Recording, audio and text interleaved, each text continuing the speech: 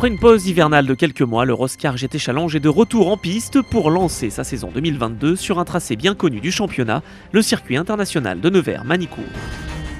Bien accompagnés par les équipes de Philippe Naniche et Christian Rossi, les concurrents ont pris leur quartier dès le vendredi avant d'assister au traditionnel briefing d'avant-épreuve dispensé par le directeur de course, Pascal Mangiapan. Attirés par un format qui laisse la part belle au pilotage, séance qualificative, puis 2 courses d'1 heure, les fidèles pilotes du Roscar GT Challenge sont heureux de se retrouver après une pause hivernale toujours trop longue.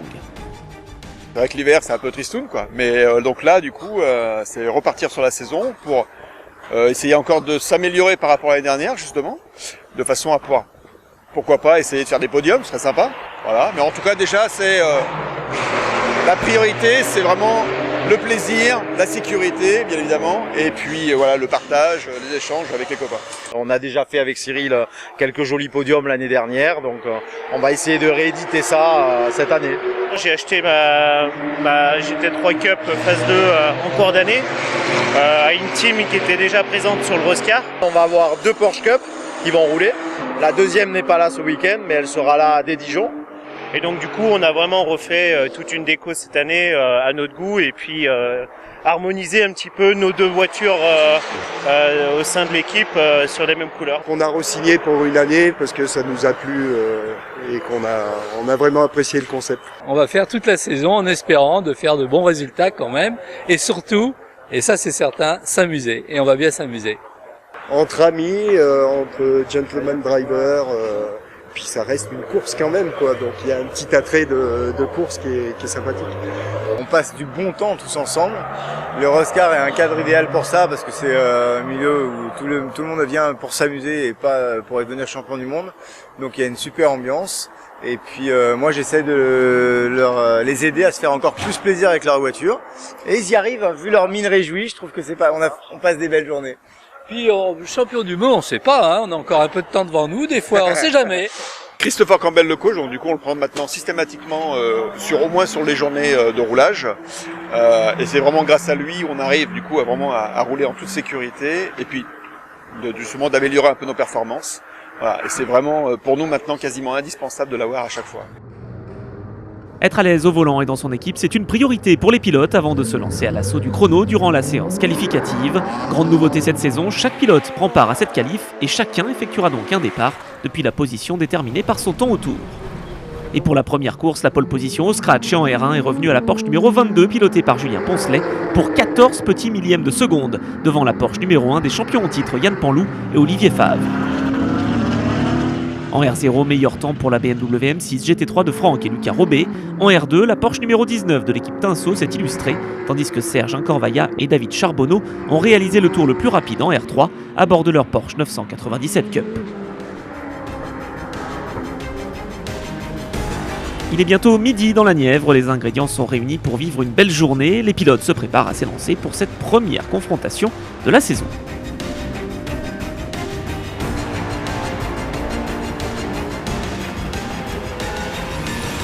Le drapeau vert est agité, c'est parti pour 1 heure de course et d'entrée. La Porsche numéro 22 de Julien Poncelet conserve les commandes devant la 1 de Yann Panlou et la 43 de Thomas Winkler. Un peloton en fourni pour cette ouverture de saison et une belle variété d'autos. Porsche 991 Cup et Cayman GT4, Ferrari 488, Solution F, Porsche 991 GT3R et autres BMW M6. Oh attention, tête à queue de la Porsche numéro 43 d'équipe Itris Racing qui était en 3e position. Plus de peur que de mal pour Thomas Winkler qui va pouvoir repartir en fond de peloton. En tête, la bataille fait rage entre Julien Poncelet et Yann Panlou. Les 2 pilotes Porsche sont à l'attaque.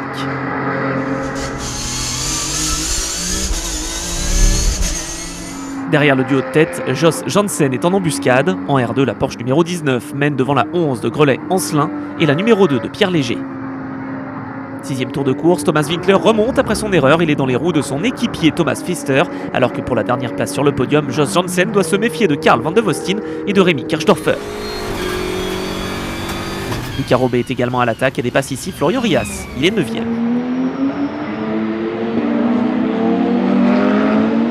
Le duo de tête composé de Julien Poncelet et de Yann Panlou, le champion Roscar en titre, continue de s'échapper avant l'ouverture de la fenêtre obligatoire d'arrêt au stand où les changements de pilote vont intervenir.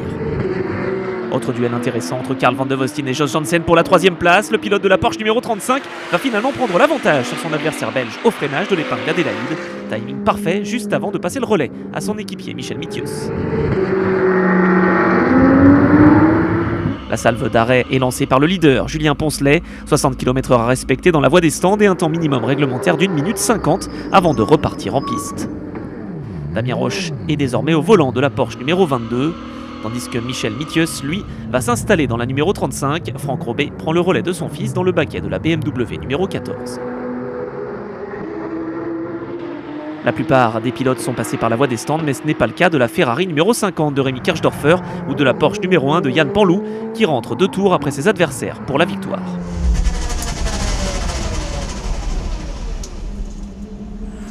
Leader en R4, Sébastien Morales a pris la suite d'André Grammatico au volant de la BMW M2, tandis qu'Olivier Favre repart. C'est l'abandon pour la Porsche numéro 22 de Damien Roche, victime d'un souci mécanique. Le classement est donc modifié. Favre, nouveau leader devant Janssen, Mithius, Winkler et Cochet sur la Ferrari numéro 50. En R2, la Porsche numéro 19 de l'équipe Tinso mène devant la 11 et la 2. En R3, David Charbonneau est le leader à bord de sa 997 Cup numéro 18, quelques secondes devant la Cayman GT4 de Romain Valère et Marc-Édouard Krassertz.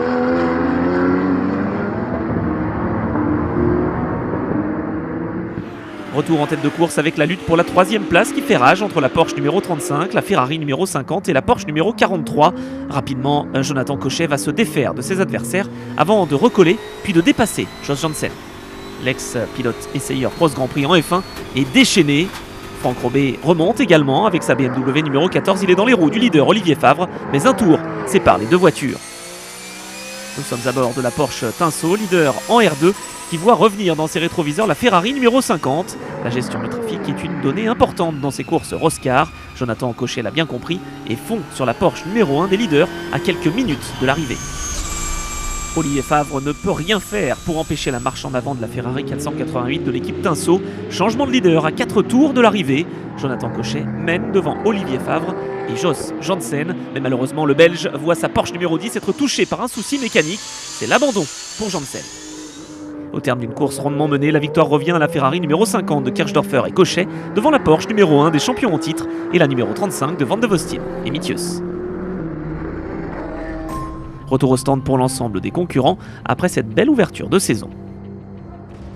Confirmation des résultats avec la victoire en R0 pour la BMW M6 numéro 14 devant la Solution F numéro 12. En R2, Pierre Léger termine 3e pour sa première participation à une course Roscar.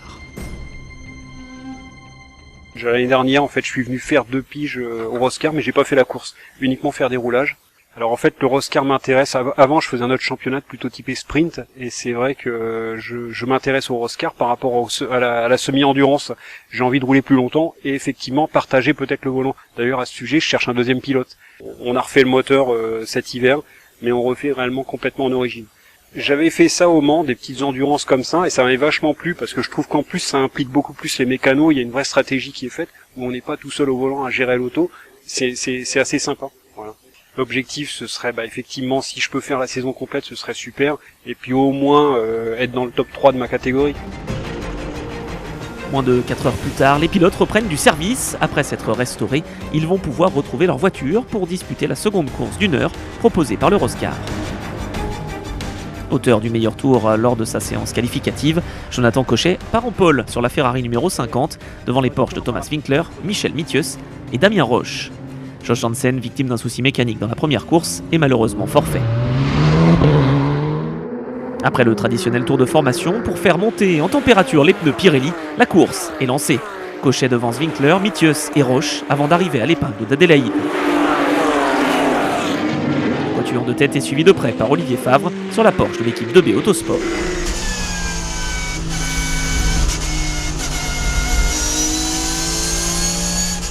Sur cette piste de Manicourt qu'il connaît bien, Jonathan Cochet veut creuser un écart important sur ses adversaires afin de placer son équipier Rémi Kirchdorfer dans les meilleures conditions. Après 5 tours, il possède déjà 5 secondes d'avance sur Thomas Winkler et Michel Mithius.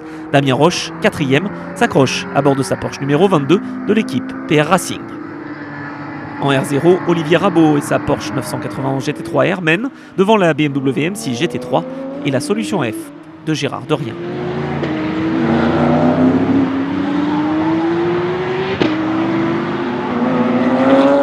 Alors que l'on approche de l'ouverture de la fenêtre d'arrêt au stand, programmée entre la 25e et la 35e minute de course, comme le prévoit le règlement, la lutte est intense pour la 5e position entre Favre, Rabault et Labbé sur le magnifique circuit nivernais. Bien installée en tête du R3, la Porsche numéro 18 de David Charbonneau devance la 56 de Marc-Édouard Krassertz.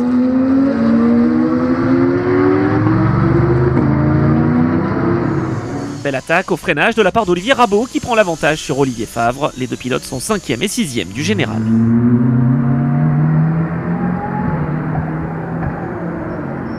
On retrouve Franck Robet en caméra embarquée alors que la solution F numéro 12 est arrêtée à l'entrée de la voie des stands. Les drapeaux jaunes sont agités par les commissaires tandis que les pilotes sont également prévenus grâce à leur dashboard embarqué. Une nouveauté en Roscar qui permet aux concurrents d'être informés en temps réel et à n'importe quel endroit du circuit des dangers existants.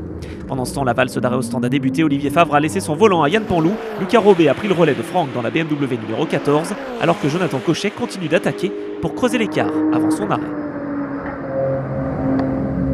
La Ferrari numéro 50 s'engouffre dans la voie des stands à la mi-course. Rémi Kirchdorfer va s'installer dans le baquet de la 488 de l'équipe Tinsault. Ça repart également pour Thomas Winkler, toujours deuxième. Les drapeaux jaunes sont toujours agités dans le dernier secteur. Interdiction de doubler pour les concurrents. Les commissaires s'assurent de bien nettoyer la zone en mettant de l'absorbant afin que la course se termine dans les meilleures conditions. Une épreuve toujours menée par Kirchdorfer devant Winkler et Van de Vostin. Attention toutefois au retour de Yann Panlou sur la Porsche numéro 1. Le champion en titre veut remonter dans le classement.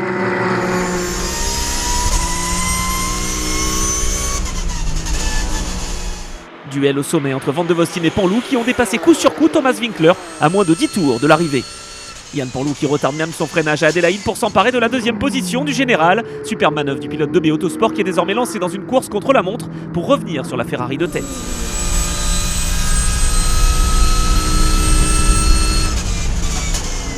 Alors qu'il est revenu dans les roues de la Ferrari à moins de 3 tours du drapeau à damier, Yann Panlou n'arrive pas à prendre l'avantage sur Rémi Kirchdorfer malgré toutes ses attaques. Pour son deuxième meeting en Roscar, le pilote de la Ferrari 488 numéro 50 défend sa place bec et ongle. Mais dans le tout dernier tour, la pression exercée par Panlou va payer. Le pilote de B Autosport s'empare de la première position dans la courbe d'Estoril et se dirige vers la victoire. Une fin de course superbe pour ce premier meeting de la saison puisqu'il faut également compter sur l'attaque et le retour de Julien Poncelet sur la Porsche numéro 22. Au terme d'une course fantastique, le drapeau à damier est agité. Victoire pour Yann Panlou et Olivier Favre avec 1 seconde 7 d'avance sur Rémi Kirchdorfer et Jonathan Cochet et 2 secondes 7 sur Julien Poncelet et Damien Roche qui complète le podium. Instauré par Philippe Naniche et Christian Rossi, le nouveau format obligeant les pilotes A et B à prendre chacun un départ aura porté ses fruits. Tous se sont régalés à Manicourt et nous ont offert un spectacle à couper le souffle. Victoire au cumul des deux courses pour la Ferrari de Rémi Kirchdorfer et Jonathan Cochet. Belle 4e place finale pour Franck et Lucas Robet, vainqueurs en R0. Corvailla et Charbonneau s'imposent en R3. Grammatico et Morales s'illustrent en R4, tandis que le duo de la Porsche numéro 19 de l'équipe Tinsault Assistance décroche la victoire en R2. On a eu du mal aujourd'hui, on n'était pas beaucoup non plus dans notre catégorie, on s'entraîne depuis quelques années, donc on espérait être premier, on a réussi, on est content. On s'est bien équipé, on s'est bien entouré, et voilà, on a un résultat sympa pour la première, donc ça donne envie de revenir. La première course et podium à l'arrivée sur le général, c'est formidable, je suis ravi aussi. J'ai pu rouler sur un bon rythme sur les deux courses. Non, c'était génial. Moi déjà, j'ai bien apprécié le format de course où il y a 2 qualifs et 2 courses. Celui qui fait sa qualif 1 fait le départ donc c'est bien quoi, parce que chacun fait un départ, chacun fait sa qualif. C'est le format est vraiment cool quoi cette année. Et bon, on est bien remonté et on pensait peut-être pas arriver ici et gagner la première course au général, mais en tout cas ouais, c'était vraiment sympa, un bon petit week-end quoi. C'est sous la structure du club pilote que cette manche d'ouverture de la saison 2022 du Roscar GT Challenge se conclut. On se donne rendez-vous les 8 et 9 avril sur le circuit de Dijon-Prenois pour la prochaine manche du calendrier. En attendant, n'hésitez pas à visiter le site roscar.fr ou la page Facebook Roscar GT Challenge pour plus d'informations.